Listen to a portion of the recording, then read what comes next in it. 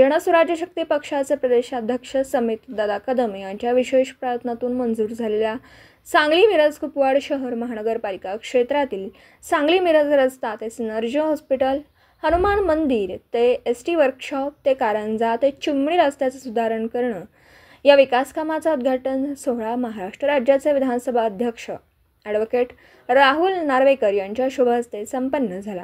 यावेळी खासदार विशालदादा पाटील, आमदार डॉक्टर सुरेश भाऊखाडे, आमदार विश्वजित कदम, सिनर्जी हॉस्पिटलचे संचालक डॉक्टर रवींद्र आळी, सांगली महापालिकेचे आयुक्त शुभम गुप्ता, अतिरिक्त आयुक्त रविकांत अडसूळ, जनस्वराज्य शक्ती पक्षाचे महादेव अण्णा कुरणे यांच्यासह मान्यवर उपस्थित होते। निताने जनस्वराज्य शक्ती पक्षाचे प्रदेशाध्यक्ष समितदादा कदम यांच्या घरी विधानसभा अध्यक्ष राहुल नार्वेकर यांनी भेट दिली। माजी नगराध्यक्ष बाळासाहेब कदम यांनी राहुल नार्वेकर यांना जगविख्यात तंतुवाद्य सतार प्रतिकृती देऊन भेट देऊन त्यांचा सन्मान केला। सांगली जिल्ह्याच्या विकासासाठी समितदादा कदम यांच्यासह लोकप्रतिनिधी मोलांची कामगिरी केल्याने त्यांचं कौतुक राहुल नार्वेकर यांनी केलं।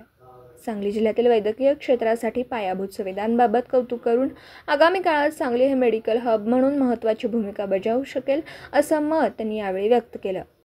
आज सांगलीत येऊन सांगली शहरामधील विविध विकास कामांची पाहणी करून काही कामांचे उद्घाटन करून मला अत्यंत समाधान वाटतं की इकडचे स्थानिक लोकप्रतिनिधी, आमदार, खासदार या सगळ्यांनी इकडे अत्यंत मोलाची कामगिरी करून जनसेवा केलेली आहे आणि इकडे ज्या प्रकारचं मेडिकल इन्फ्रास्ट्रक्चर दिसून येतं ते फारच कमी ग्रामीण किंवा सेमी ग्रामीण एरियाजमध्ये दिसून येतं।